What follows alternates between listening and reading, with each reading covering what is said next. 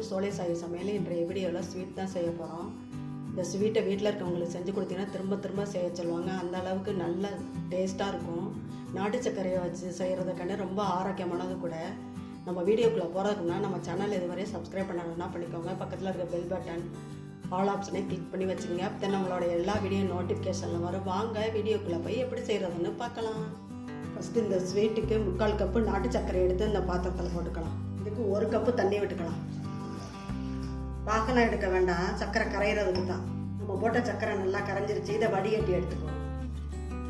இந்த வடிகட்டின சர்க்கரை தண்ணி அந்த பாத்திரத்தில் ஊற்றி பக்கத்து ஸ்டவ்வில் வச்சு சூடு ஏறிக்கிட்டே இருக்கட்டும்.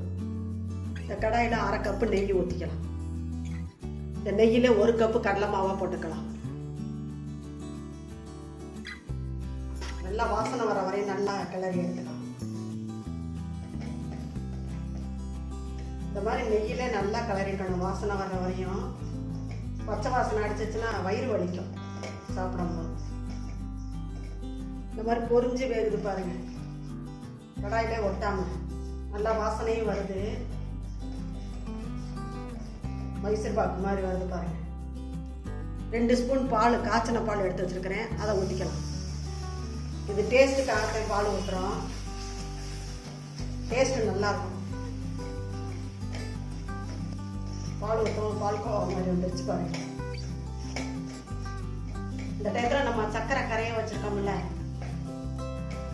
சூடாகவே இருக்குதுல்ல, அதை ஊற்றிக்கலாம்.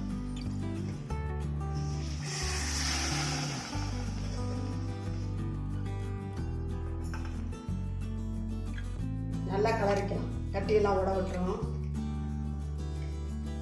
ஒயிட் சுகரும் போடலாம். நான் நாட்டு சர்க்கரையில் செஞ்சு பார்ப்போம். உடம்புக்கு நல்லதானேன்ட்டு நாட்டு சர்க்கரையை போட்டு 1/2 ஸ்பூன் ஏலக்காய் தலை போட்டுக்கலாம்.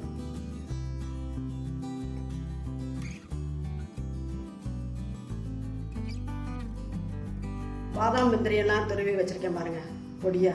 இதையும் தூவிக்கலாம். நம்ம தூவிட்டு ஸ்டவ்வை ஆஃப் பண்ணிக்கலாம். இந்த சூட்லேயே கிளறிக்கலாம். நாட்டு சர்க்கரை போட்டு செஞ்சு பார்த்ததில்லை, இன்னைக்கு தான் புதுமையாக செஞ்சு பார்ப்போம்.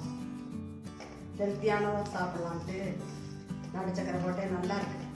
நீங்கள் அதிகமாக இனிப்பு வேணும்னா 1 கப்பு கூட போட்டுக்கலாம். எங்களுக்கு பாதி தான் இனிப்பு வேணும். திகட்டுற மாதிரி இருக்கும் அதிகமாக போட்டோம்னா. 10 நிமிஷத்தில் ஒரு எம்மியான ஸ்வீட் செஞ்சுட்டோம் பாருங்க. இன்ஸ்டண்ட்டாக செய்யக்கூடிய அல்வாவை சூப்பராக செஞ்சுட்டோம் பாருங்க. இது மேலால் பாதாம் பிஸ்தாவை தூவிக்கலாம். பார்க்குறதுக்கு நல்லா அழகாக இருக்கும்.